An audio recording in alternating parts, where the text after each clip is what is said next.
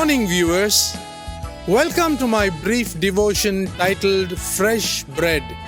And I do hope that it makes an impact in your life as you begin a new day in Christ. My devotion this morning is titled, There is no collective redemption or family redemption.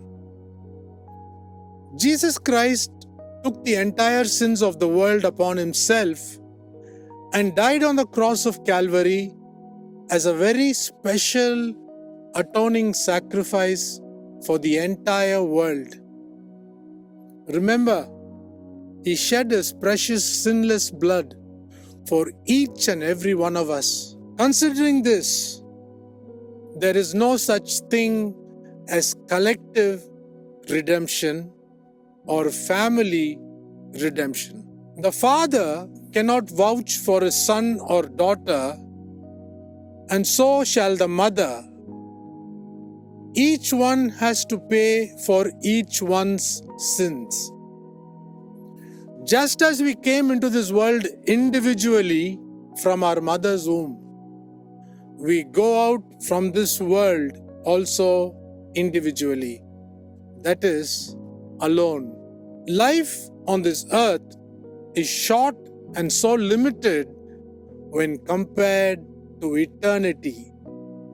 What is 80 years when compared to 80,000 years or more? Each one of us will have to believe in Jesus Christ, and there is no such thing as collective belief. Our church cannot come with us, nor our family. All alone, we have to face the end, and there are no shortcuts whatsoever. Each one of us has to repent of our sins and walk the narrow way and finally stand before the throne of God to be judged.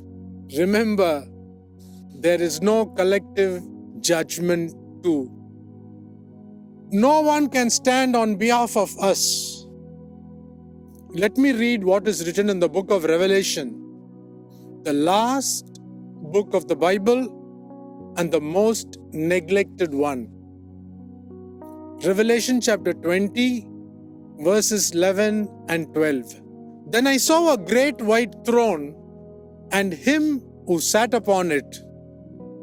From his presence, earth and sky fled away, and no place was found for them. And I saw the dead, great and small, standing before the throne, and books were opened.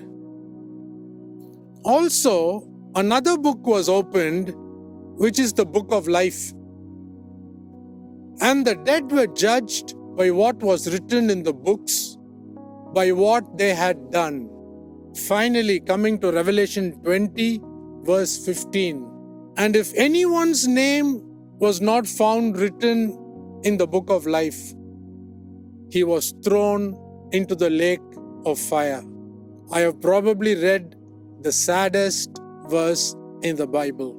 All the things that are bound to happen in the future are revealed in this book of Revelation, which Christians prefer not to read or even to know. Ignorance is not going to save us, but preparation for the end will definitely save us. Think about this, people of the living God.